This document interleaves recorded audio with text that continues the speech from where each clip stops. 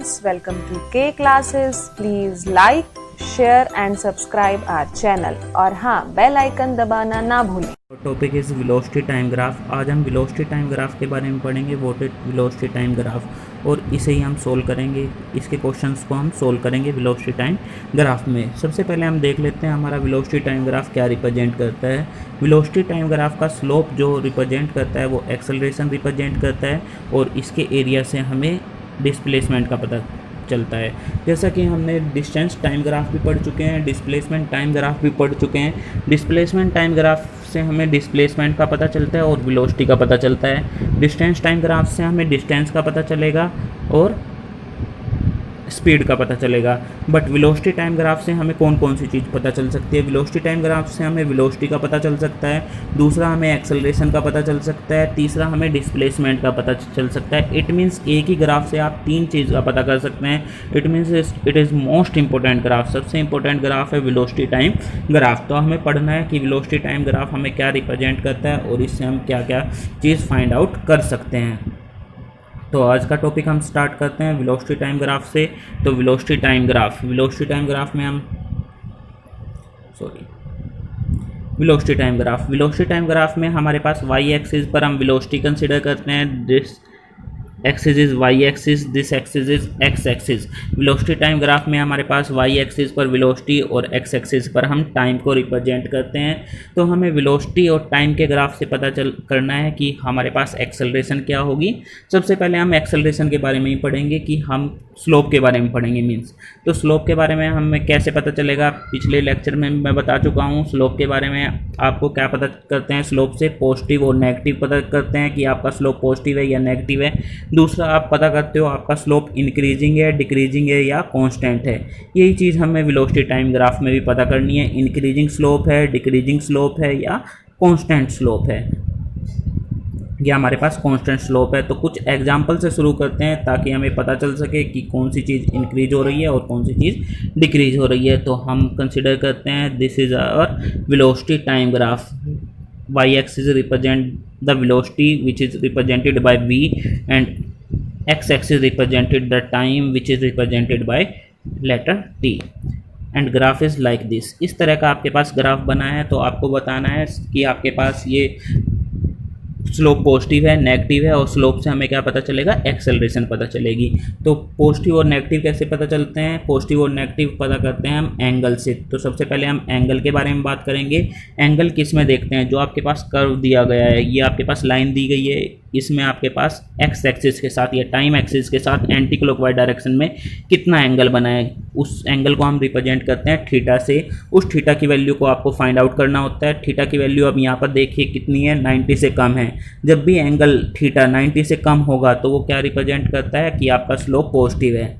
जब भी एंगल की वैल्यू 90 से कम होती है तो वो क्या बताएगा कि आपका जो स्लोप है पॉजिटिव है। स्लोप पॉजिटिव, इस वेलोसिटी टाइम ग्राफ में स्लोप क्या रिप्रेजेंट करता है, एक्सेलरेशन रिप्रेजेंट करता है। इट मीन्स आपके पास एक्सेलरेशन की वैल्यू भी क्या है, पॉजिटिव है। तो यहाँ पर आपके पास एक्सेलरेशन की वैल्यू भी क्या आ गई, पॉजिटिव आ गई। स्लोप की वैल्यू भी पॉजिटिव आ गई, एक्सेलरेशन की वैल्यू भी हमारे पास क्या आ गई, पॉजिटिव आ गई। तो क्योंकि यहाँ पर स्लोप ही एक्सेलरेशन बता रहा है, तो वेलोसिटी टाइम ग्राफ का स्लोप ही क्या बता रहा है, एक्सेलरेशन बता रहा है। तो एक्सेलरेशन की वैल्यू हमारे पास क्या आ गई, पॉजिटिव आ गई। तो हमें पता चल गया एक्सेलरेशन इज पॉजिटिव। दूसरा अब आपको बताना है कि आपके पास एक्सेलरेशन कांस्टेंट है, इंक्रीज हो रही है या डिक्रीज हो रही है टाइम के साथ। उसको कैसे पता करते हैं, आप देखते हो कि ये first, second curve, third curve, इसमें से ये किसका पार्ट है। जो आपके पास ग्राफ दिया गया है वो फर्स्ट पार्ट में है या सेकंड का पार्ट है या थर्ड का पार्ट है। आपको दिखाई दे रहा है ये सिर्फ एक लाइन है। तो लाइन कौन से उसमें रिप्रेजेंट करते हैं हम, थर्ड में। और ये कौन सा स्लोप है आपका, कांस्टेंट स्लोप। तो इसका मतलब आपका स्लोप क्या है, कांस्टेंट है।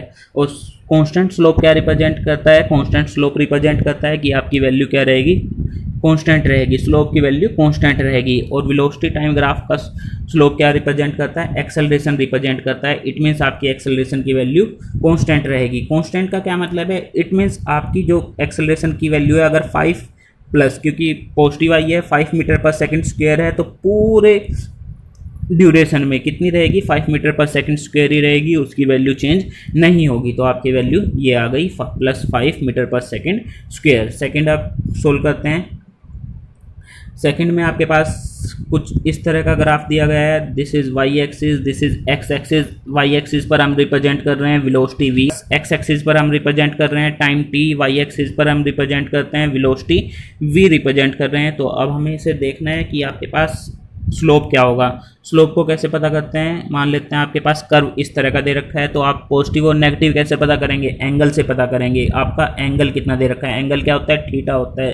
थीटा कैसे मेजर करते हैं, थीटा मेजर करते हैं जो आपका ग्राफ बना है, जो आपके पास लाइन दी है, उसका एंगल टाइम एक्सिस के साथ कितना बना हुआ, उसका एंगल टाइम एक्सिस के साथ कितना बना हुआ है। तो आपके पास ये लाइन दी गई है, इसका एंगल टाइम एक्सिस के साथ कितना बना हुआ है, ये 90 से कम है या 90 से ज़्यादा है। तो देखने से पता चल रहा है इसका एंगल 90 से ज़्यादा है। जब भी एंगल 90 से ज़्यादा होगा, थीटा 90 से ज़्यादा होगा, तो स्लोप की वैल्यू क्या होगी, आपके पास नेगेटिव होगी। और नेगेटिव स्लोप आपको क्या रिप्रेजेंट करता है कि आपकी जो एक्सेलरेशन है उसकी वैल्यू क्या है, नेगेटिव है। तो यहाँ पर आपके पास एक्सेलरेशन की वैल्यू क्या आ गई, नेगेटिव आ गई। तो इस ग्राफ में से आपको पता चल रहा है कि आपकी एक्सेलरेशन की वैल्यू क्या आ गई, नेगेटिव आ गई। सेकेंड, अब आपको पता करना है कि आपके पास एक्सेलरेशन पॉजिटिव है, नेगेटिव है या कांस्टेंट है। तो मैं आपको डायरेक्ट एक बात बता देता हूँ, क्योंकि ये लाइन दिखाई दे रही है, लाइन का मतलब होता है कांस्टेंट स्लोप। लाइन जब भी रिप्रेजेंट हो तो क्या बताती है वो, constant slope. Constant slope, constant slope जो लाइन आ जाए तो क्या बताएगी, कांस्टेंट स्लोप बताएगी। और ये लाइन ही है तो क्या रिप्रेजेंट कर रही है, कांस्टेंट स्लोप। कांस्टेंट स्लोप का मतलब स्लोप की वैल्यू आपकी चेंज नहीं होगी। स्लोप वेलोसिटी टाइम ग्राफ में स्लोप क्या रिप्रेजेंट करता है, वेलोसिटी टाइम ग्राफ में स्लोप रिप्रेजेंट करता है एक्सेलरेशन। तो एक्सेलरेशन की वैल्यू भी क्या होगी आपकी, कांस्टेंट होगी, चेंज नहीं होगी। इट मीन्स आपकी पूरे ड्यूरेशन में अगर एक्सेलरेशन की वैल्यू 5 मीटर पर सेकेंड स्क्वायर है तो 5 मीटर पर सेकेंड स्क्वायर ही रहेगी, वो ना तो 4 होगी ना ही 4.99 होगी, थोड़ी ना कम होगी ना ही ज़्यादा रहेगी। उसकी वैल्यू क्या रहेगी, पूरे ड्यूरेशन में कांस्टेंट ही रहेगी, वो चेंज नहीं होगी। तो ये ग्राफ का अब नेक्स्ट एग्जांपल लेके चलते हैं। हमारे पास मान लेते हैं दिस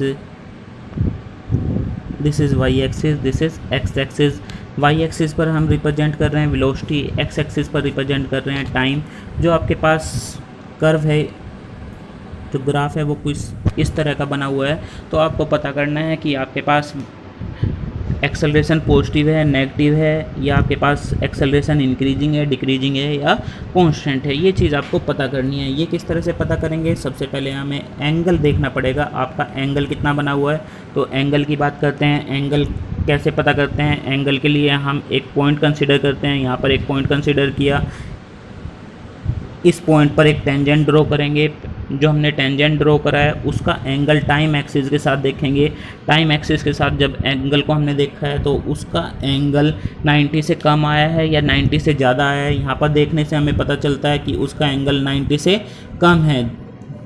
जब एंगल 90 से कम होता है तो स्लोप की वैल्यू क्या होती है, पॉजिटिव होता है। हमें पता है स्लोप की वैल्यू क्या आ गई, पॉजिटिव आ गई। और स्लोप वेलोसिटी टाइम ग्राफ का स्लोप क्या रिप्रेजेंट करता है, एक्सेलरेशन। इट मीन्स आपके पास एक्सेलरेशन की वैल्यू भी क्या आ गई है, पॉजिटिव आ गई है, क्योंकि आपके पास थीटा की वैल्यू 90 से कम आई है। 90 से कम होने का मतलब स्लोप पॉजिटिव है। स्लोप यहाँ पर वेलोसिटी टाइम ग्राफ में क्या रिप्रेजेंट करता है कि एक्सेलरेशन। तो आपके पास एक्सेलरेशन भी क्या आ गई, पॉजिटिव आ गई। अब आपको देखना है कि आपकी जो वैल्यू है, जो आपकी एक्सेलरेशन है वो इंक्रीजिंग है, डिक्रीजिंग है, या कांस्टेंट है। क्योंकि अब की बार ये लाइन नहीं है। अगर लाइन होता तो हमें क्या पता था, ये कांस्टेंट था, बट अब की बार लाइन नहीं है तो इसका मतलब या तो इंक्रीजिंग होगी या डिक्रीजिंग होगी। उसके लिए हमें क्या देखना पड़ेगा, ये किस कर्व का पार्ट है। ये कर्व क्या रिप्रेजेंट करता है, इंक्रीजिंग स्लोप। ये कर्व क्या रिप्रेजेंट करता है, डिक्रीजिंग स्लोप। तो ये इंक्रीजिंग का पार्ट है या डिक्रीजिंग का पार्ट है वो देखना है। आपके पास ये ग्राफ किस तरह का बना हुआ है, इस तरह से बना हुआ है। तो ये कर्व कहाँ पर दिखाई दे रहा है, ये इसका पार्ट दिखाई दे रहा है, ये और ये कुछ सिमिलर दिखाई दे रहे हैं। इट मीन्स जो ये ग्राफ है ये इस कर्व का पार्ट है और ये क्या रिप्रेजेंट कर रहा है, इंक्रीजिंग स्लोप। तो यहाँ से हमें क्या पता चल गया है, ये क्या बता रहा है, हमें इंक्रीजिंग स्लोप बता रहा है। तो स्लोप क्या रिप्रेजेंट करता है वेलोसिटी टाइम ग्राफ में, स्लोप रिप्रेजेंट करता है एक्सेलरेशन। इट मीन्स हमारे पास एक्सेलरेशन जो आई है वो क्या है, इंक्रीजिंग। तो ये क्या रिप्रेजेंट कर रहा है, ये दो चीज़ पता चली हमारे पास। एक तो एक्सेलरेशन पॉजिटिव है और दूसरा क्या पता चला हमारे पास, इंक्रीजिंग है। तो पॉजिटिव का मतलब जो एक्सेलरेशन है वो पॉजिटिव रहेगी। जैसे +5 है। उसके बाद इंक्रीजिंग है, इसका मतलब ये 5 नहीं रहेगी, इंक्रीज होती रहेगी। फिर उसके बाद +7 हो गई, फिर +10 हो गई, +20 हो गई। इस तरह से हमारे पास एक्सेलरेशन क्या होती जाएगी, इंक्रीज होती जाएगी। ये चीज़ ये रिप्रेजेंट कर रहा है। तो इस ग्राफ से हमें ये चीज़ पता चली है। नेक्स्ट हमारे पास एक और ग्राफ कंसिडर करते हैं। ये हमारे पास वेलोसिटी टाइम ग्राफ है। वेलोसिटी टाइम ग्राफ में हमारे पास वाई एक्सिस पर वेलोसिटी रिप्रेजेंट कर रहे हैं और एक्स एक्सिस पर हम टाइम रिप्रेजेंट कर रहे हैं। ग्राफ कुछ इस तरह का बना हुआ है। तो इस ग्राफ में हमें पता करना है कि आपके पास वेलोसिटी पॉजिटिव है, नेगेटिव है, इंक्रीजिंग है, वो एक्सेलरेशन पॉजिटिव है, नेगेटिव है, इंक्रीजिंग है या डिक्रीजिंग है। तो उसके लिए पॉजिटिव नेगेटिव के लिए आप क्या करते हो, पॉजिटिव नेगेटिव के लिए हमें एंगल देखना पड़ता है। तो एंगल देखिए, एंगल कैसे देखोगे, एंगल के लिए एक पॉइंट कंसिडर करना पड़ेगा। उस पॉइंट से आपको एक टेंजेंट पास कराना पड़ेगा। टेंजेंट का एंगल टाइम एक्सिस के साथ एंटी क्लॉकवाइज डायरेक्शन में देखना पड़ेगा। वो एंगल 90 से ज़्यादा है या कम है। तो देखने पर क्या पता चला, हमारे पास एंगल 90 से ज़्यादा है। और जब भी एंगल 90 से ज़्यादा होगा तो स्लोप की वैल्यू क्या होगी, तो हमें यहाँ से पता चला स्लोप की वैल्यू क्या हो गई, नेगेटिव हो गई। और वेलोसिटी टाइम ग्राफ में स्लोप क्या रिप्रेजेंट करता है, स्लोप रिप्रेजेंट करता है एक्सेलरेशन। इट मीन्स आपके पास एक्सेलरेशन की वैल्यू क्या हो गई, नेगेटिव हो गई। तो आपको पता चला यहाँ पर एक्सेलरेशन की वैल्यू क्या है, आपके पास नेगेटिव है, पॉजिटिव नहीं है। तो हमारे पास एक्सेलरेशन की वैल्यू पता चल गई। फिर उसके बाद आपको पता करना है कि एक्सेलरेशन इंक्रीजिंग है, डिक्रीजिंग है या कांस्टेंट है। इंक्रीजिंग, डिक्रीजिंग और कांस्टेंट के लिए आप क्या करते हो, ये कर्व बना हुआ है तो कांस्टेंट तो नहीं होगा। तो आपको ये कर्व ग्राफ देखना है किस कर्व का पार्ट है। फर्स्ट कर्व क्या रिप्रेजेंट करता है, इंक्रीजिंग स्लोप। सेकंड कर्व क्या रिप्रेजेंट करता है, डिक्रीजिंग। ये क्या रिप्रेजेंट कर रहा है, इंक्रीजिंग। ये क्या रिप्रेजेंट कर रहा है, डिक्रीजिंग। तो आपको देखना है ये किसका पार्ट है, फर्स्ट का पार्ट है या सेकंड का पार्ट है।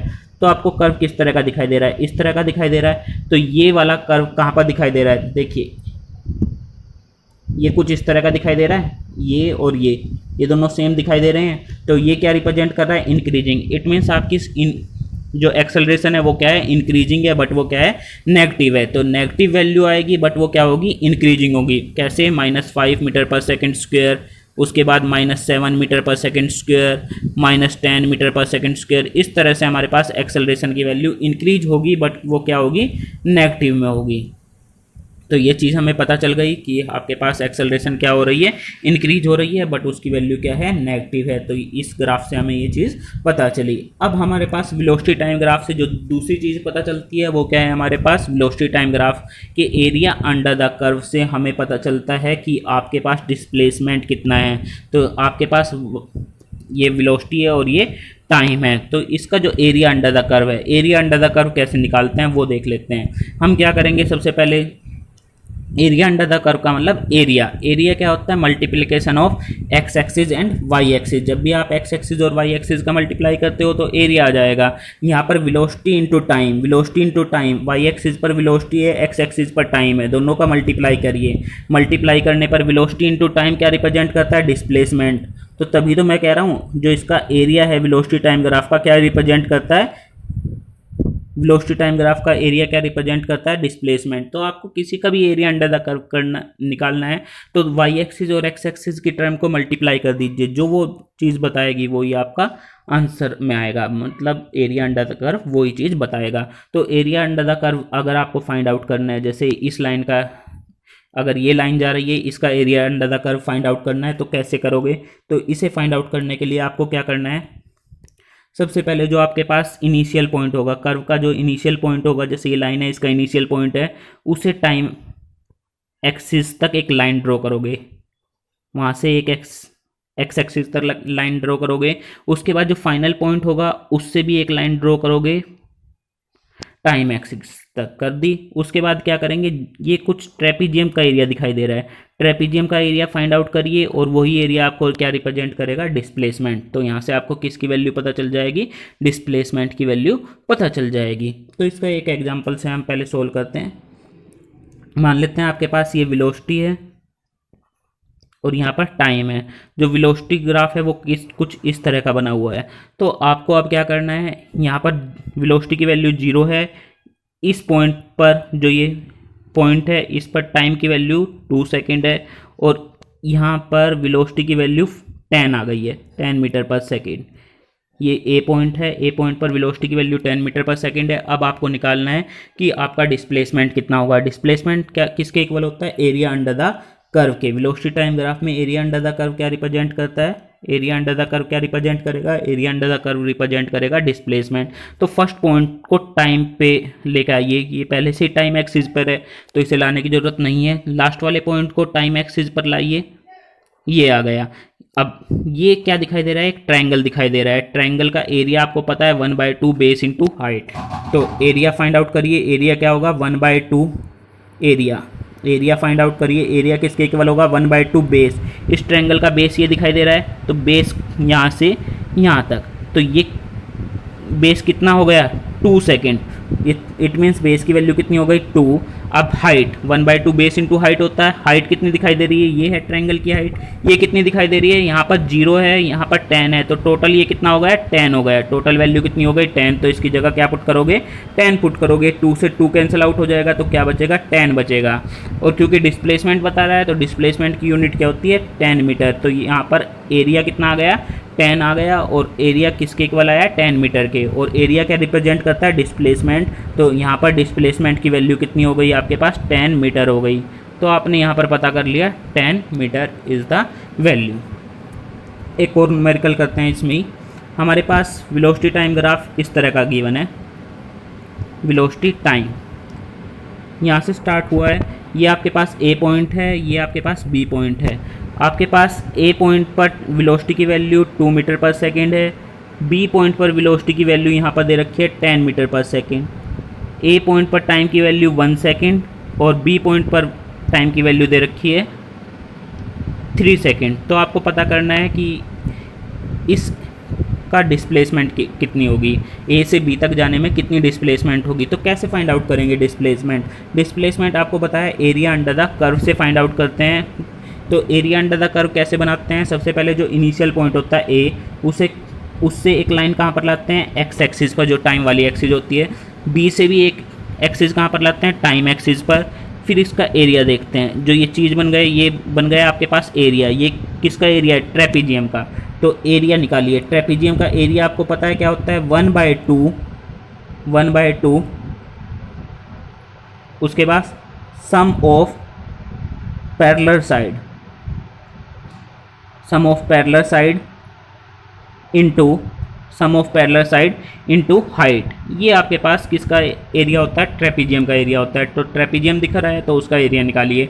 तो 1/2 इनमें पैरेलल साइड कौन सी है, पैरेलल साइड में बहुत कन्फ्यूजन रहता है। पैरेलल साइड आपको बच्चों को कन्फ्यूजन रहता है, पर पैरेलल साइड में क्या कन्फ्यूजन, ये क्या ये लाइन पैरेलल हो सकती है, ये लाइन, ये नाम दे देते हैं CD।